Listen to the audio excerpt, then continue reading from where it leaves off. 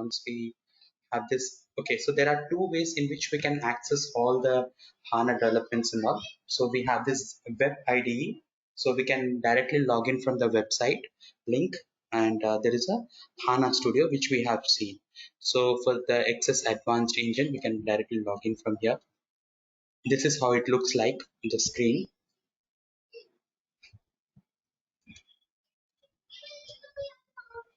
It's a data type HANA database. So we have all these things. Now here we need to understand a couple of things like row storage and column storage is what we need to understand. Row storage and column storage concept is extremely important for us. And whenever we are creating a database table in ABAP, we'll have a choice of either creating a table with row storage or column storage. So in the row storage, we'll be basically having the data stored like this. Now, let us understand with the example that we have on the screen. This, when we enter the data in the screens, the data comes and gets stored in the database table, and this data which we have in the database table will normally be a row storage data. Row storage, okay, data will be stored in a row storage. But then in the OLTP systems, OLTP systems it will be row based, and OLAP systems it's column based. Now what happens in column based is instead of storing the entire row, for example, let's say in a row in a table we have 150 fields. So you have already seen K1 Mara, these tables will have hundreds of fields. So let's say we have 150 fields and you have entered only 3 fields. Now for the all the other fields, other values, the it will be vacant, it will be empty. Even though it is empty, it will still occupy some space. So it is going to occupy some space for the row, the entire row. It's not just one field or two fields, it's the entire row. So what will happen, the entire row is occupied and the entire row is stored separately. But in the column storage, each value is stored only once. Each value, each column is stored as a columnar table. This is a column store table. So each one will be considered as a single table. So USA, France, UK, the countries are stored at one place. And all the persons are stored at one place and age are stored one place. In this, what happens? Data gets compressed. How the data gets compressed? If let's say a country is repeated 100 times, 100 times if it's repeated, 100 times it will be stored in the row storage, okay.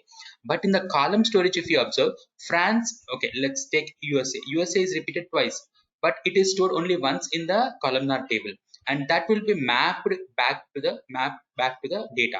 So if it map back to the data, then they both will be in sync. They both will be in sync. So the linking of the data will be taken care by the system. But here we have this one, okay. So we have row storage and column storage.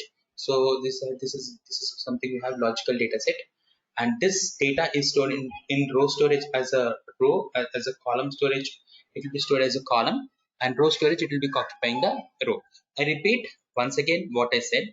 In row storage, irrespective of how many values you are entering, if let's say we have in a table, one single row has 150 fields. For 150 fields, how much is the row? The entire row is occupied, with which there will be more memory space needs to be allocated for that. And not just that, even in the column also, if some data is repeated multiple number of times also, it is stored multiple number of times. So if you have the country 1 million times, 1 million times it will be stored. But whereas in case of the columnar store, it will be stored only once. This concept is extremely important for us to understand from the ABAP perspective. So if you see a table in the SAP HANA environment, let's say you are creating a table here. So every table that we create in HANA database, okay, let me create this.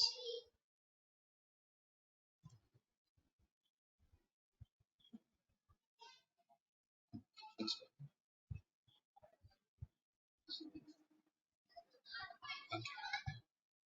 Now here we'll go to the technical settings. We have the technical settings. In the technical settings,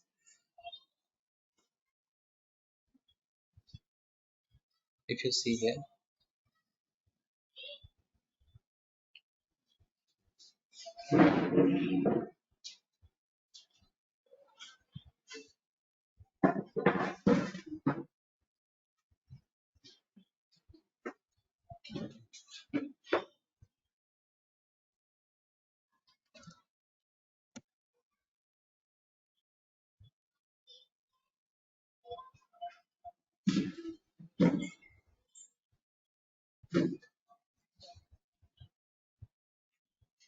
In the technical settings, if you see the database specific properties,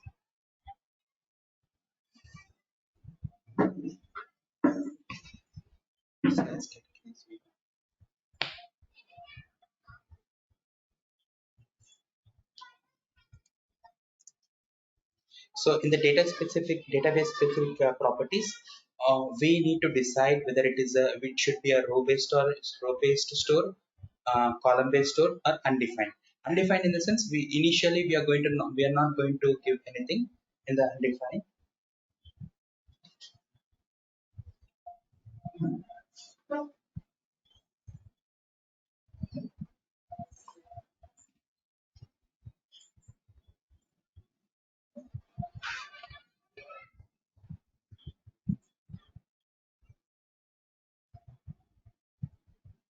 So we have this one. So row storage and column storage. Because of this reason, we need to understand very clearly whether it be row storage and column storage. If you know what is row storage and what is column storage and how it will be stored, later where we have to use row storage, where we have to use column storage is something which we will understand later. I repeat, where to use it is something which we'll be discussing later. Right now what we are discussing is how the row storage and column storage tables actually work. Okay, so row storage and column storage work in this way. This is a technical concept for row storage and column storage. But if at all, if we have to use it, in what scenario we have to use row storage, in what scenario we have to use column storage is something which we'll discuss later. Okay, so real time examples of it is what we'll discuss later. But as of now we are discussing about the row storage, how it will work, and column storage, how it will work. Okay, if you have any doubt in this, let me know, I'll explain you once again. Row storage and column storage. So columnar storage allows us to uh, compress the data.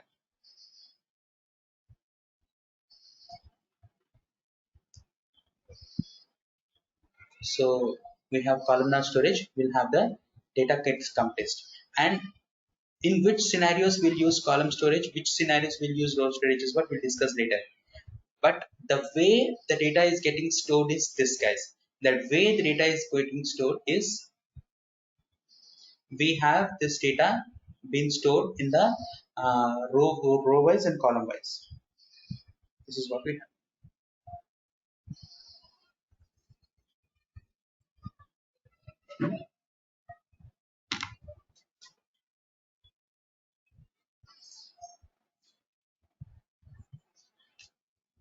Hello, sir. Yes. Sir, when in column storage, when data is repeated, it is not storing the value for the corresponding field. Where you are saying in the row storage?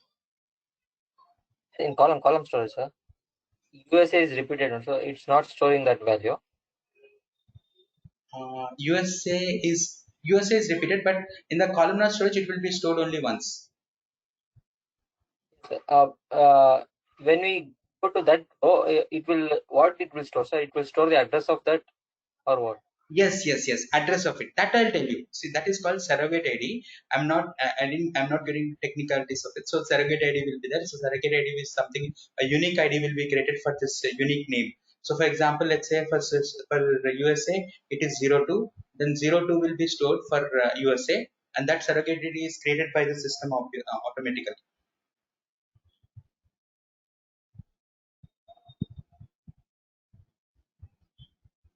Okay, that surrogate ID's unique ID will be created by the system. Okay, sir. Any more doubts, guys? This is a very important concept.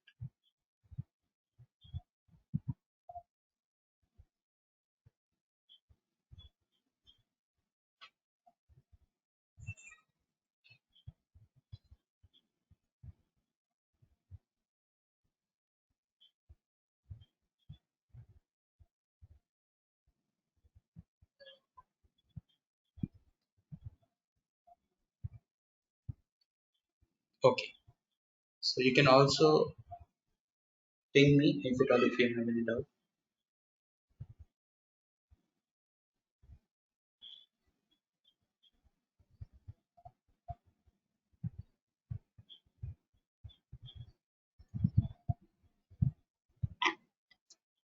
Okay, scenarios I will explain you guys. In what scenarios we'll do it, I'll explain you. So now we are coming to that surrogate ID. See, let's say if you have this Denmark, okay. For let's take we have the Denmark. Denmark is repeated twice. Okay, so this for 460 Denmark product COM, COM and 500. Now this Denmark data, we are repeating it. It's for Denmark data. We have this surrogate ID, that index. Okay, the index will be created. So index will be created, and the index is here. We have this index. So if you see this for Denmark, the index is something like 4. Okay, and now columnar, it's a compressed column. So in the compressed column, it will be like for Belgium, the ID is 1, Denmark 2, France 3, and Italy 4, and Spain 5. So we have five unique values per country, and for 5 unique values, the 5 unique numbers indexes are been created. Okay, so now this 5 entries. Okay, totally 5 entries from the country table will have 5 entries. Now in the 5 entries, this first one, Belgium, is been added one, right? So one will be there for.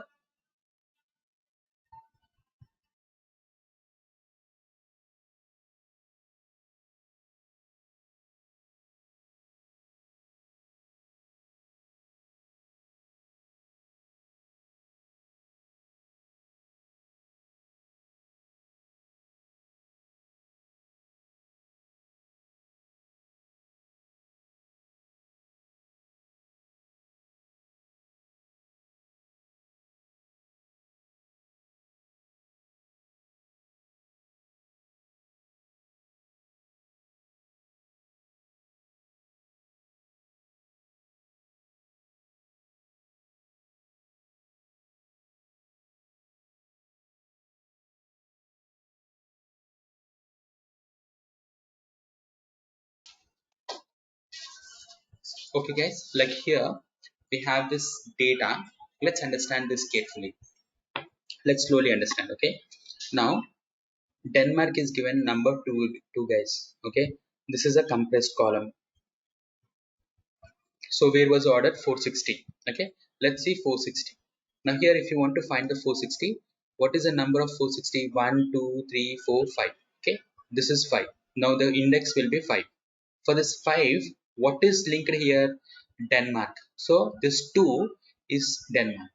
Okay, now this 5 and 2 are been linked. Okay, 5 and 2 are been linked.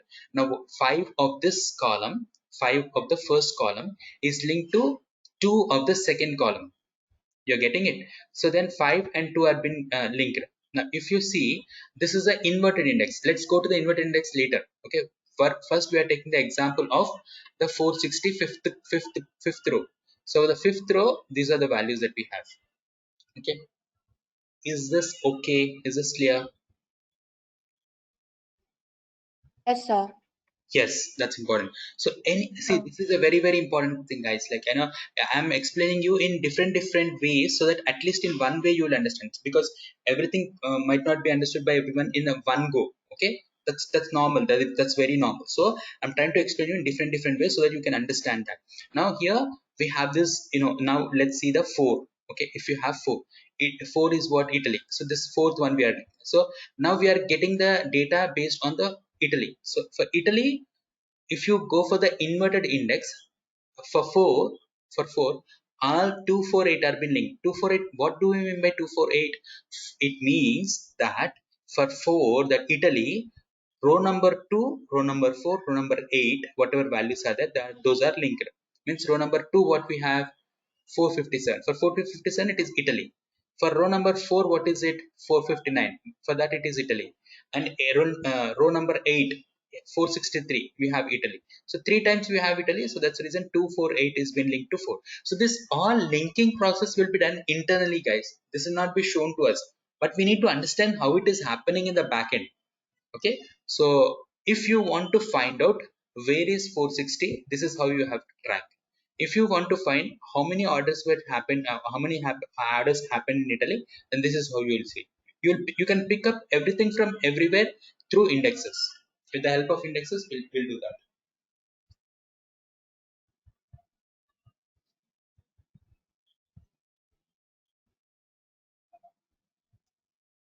Okay, guys. So I'll move on to the next screen.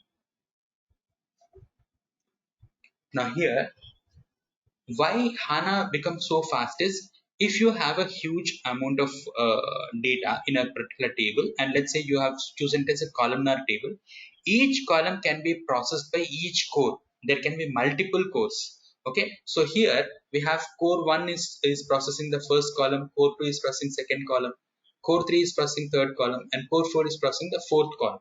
So it's like that. So parallel processing, this is called the parallel processing. One is the data compression. We are discussing about the data compression. The first thing is data compression. The second thing is data parallel processing. So first technique is called data compression, and how is this getting compressed in the columnar table is what we have understood now. And then the second concept is parallel processing. In parallel processing, each core will process one particular column. So we have the data temperatures. So data temperatures means, so how the data is getting distributed. If it's overloaded, then it's considered as hot. Okay, so if it's like less loaded, it is cool or warm. So something like that. Okay, so completely fully loaded tables are considered as hot. Okay, partially loaded are called loaded are hot, a bit hot, and a bit cold as well. So bit warm. Okay, so these are like normally loaded tables are called it can be considered as warm. Okay, so there will be two categories here: hot tables and warm tables. Hot tables are those which are fully loaded. Okay, all the data is there, a lot of data is there. And table partially loaded by column A, so that is also we're considering it as a hot only. But here, this column B, in which like we don't have that much of data, so like 2016 17 2016 17. So why this column A is stored is considered as hot is because each value is unique, nothing is getting repeated. Why this column B is considered as warm is because in this like 2015 16 only is getting repeated again and again. Okay, so here if you have a complete together, if we are considering it, it can be considered as partial loaded. Now this first scenario is when we are storing it in row storage it will be fully loaded and it is completely hot. When it is stored in column storage, it will be uh, warm. So these are the various scenarios in which we are considering hot and warm persistent.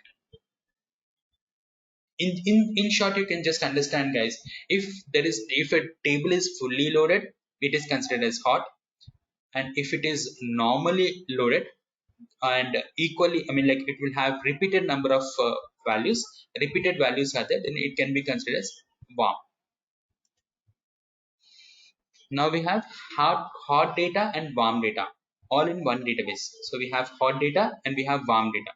So hot store, we have primary images image in memory. So we have the image memory is what we are storing here, hot store. And warm store, we have cache memory. It is stored in cache memory and processor. We have durability here and primary image on the disk. So in the HANA database, we have multi-store tables. We have partition 1, partition 2, partition 3. In memory store, column store, and we have extended tables.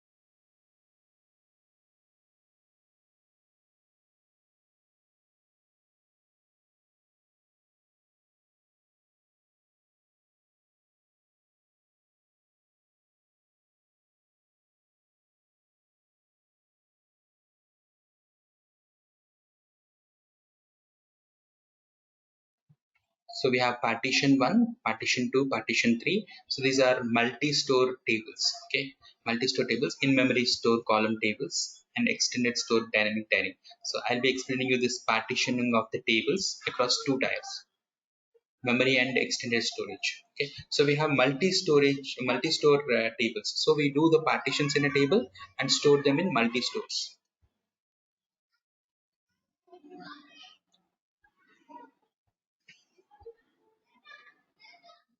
So there will be different types of data. One is the active data, and another is active read enabled data. So we have read enabled data and write enabled data. So for read enabled data, if let's say you are frequently writing something, if you have to update regularly on a regular basis, if you have to update the data in the database tables, then row storage is better. But if you are accessing it regularly, if you don't update it daily, but you access it daily, if you access it daily, then it's column storage. So this is what we have, the difference between the row storage. So we'll keep on understanding, guys, when to use row storage, when to use column storage. These things we'll keep on we'll keep on exploring them. We have offload intent start to secondary HANA database. So make effective use of redundant secondary recovery server.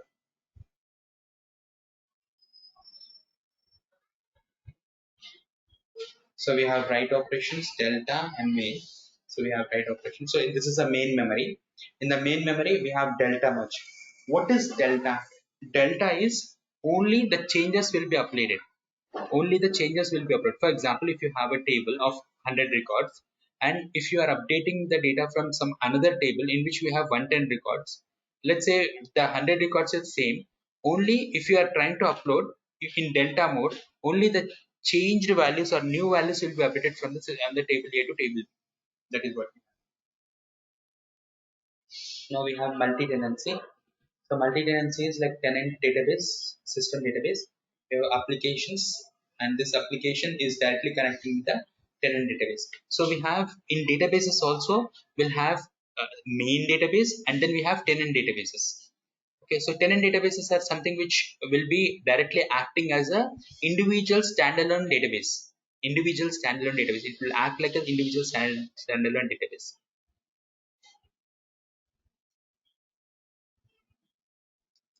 So now here we are understanding the runtime and design time architectures. So runtime and design time architectures is, for example, we have a calculation view. What is a calculation view? I'll explain you. That will be coming in the HANA Studio. But we have design time, we have package, and we have in the package we have some values. So we have fixed target database schema, that is SysBig, any database schema and any database schema. So these are the SysBig. SysBig is a standard schema that we have. I'll be explaining about what is a schema and all. Then I'll be explaining about this one.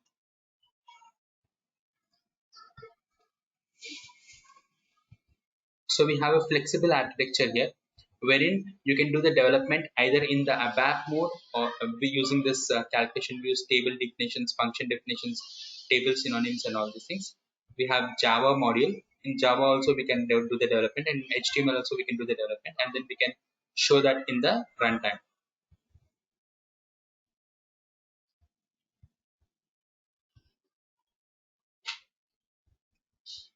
So here we are describing the high availability. High availability in the sense, like if let's say we have some access of data, data backup. Data backup is done in multiple servers. So we have data area and log area.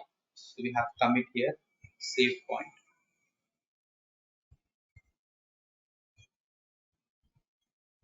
So when there is a loss of power and then again the back power is back, immediately it will again update the data in the remote. I mean, like in the RAM. In the RAM, it will upload the data. Once you reboot the server also, it will again upload the data into the RAM. Remember, RAM, once you shut down the system, RAM, everything will be washed out. No data will be stored in the RAM. Okay, once you shut down. Once you reboot it, quickly the data will again be reloaded into the in memory. So high availability in the server down. So when the server is down, let's say now there will be like node 1, node 2, node 3, node 4. In that way, each node acts like a database. Okay, and let's say if one node is down, one node has become down, then immediately the standalone node will be getting activated. So if the standalone node will be taking care of the load of that particular node. So if let's say node 1 failed, then that node will be, that node load will be taken by the standalone node.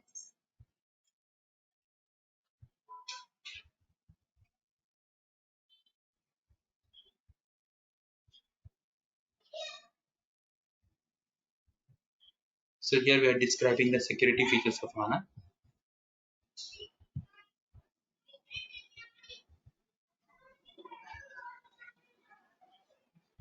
So here we have authentication, SSO, authorizations, user roles, encryption, audit login. These are all the things that we have. So let's discuss from one by one. Okay, security features. We have authentication, the authorizations, user roles, encryption, auditing logging. So I'll be explaining about these things. So these are the various options to secure the data. So when we are logging in from the browser, we'll be first asked for the admin development and application, admin development or application, whether it is admin or the application development. So once it's been done, we'll go for the access engine. Through access engine, we'll be connecting to the system. We have this design time memory. If you're logging in from the HANA tools, then we'll directly log into the database. And if it's application server client, that's via username and password, then also we are connecting to the database. Only when we are logging from browser, we are using the access engine. Access engine enables us to connect from the web login and various other systems also. We can log in into the SAP system through the access engine or access advanced engine. So managing security with the pocket. So here we have this. In this we'll have the security here.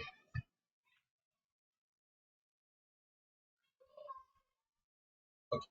So this is about small this thing. So in that administration part and the security part is something which needs to be understood more in depth by the networking people. But from the ABAP concept point of view, the most important things that we have to discuss or we need to understand very thoroughly is the row storage and column storage, compression of data, and parallel processing. These are the two. These are the things that we have to be uh, understanding very clearly. See, the most important thing that we need to understand is the in-memory database.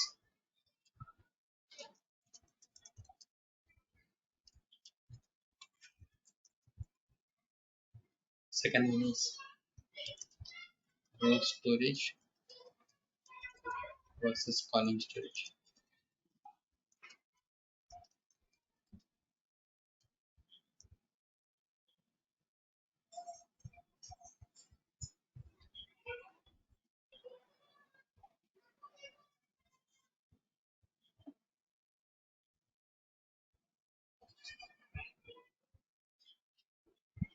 Then we have discussed about the compression of data.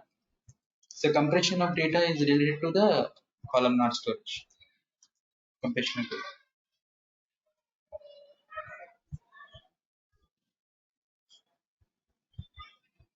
Then we discussed about the parallel processing.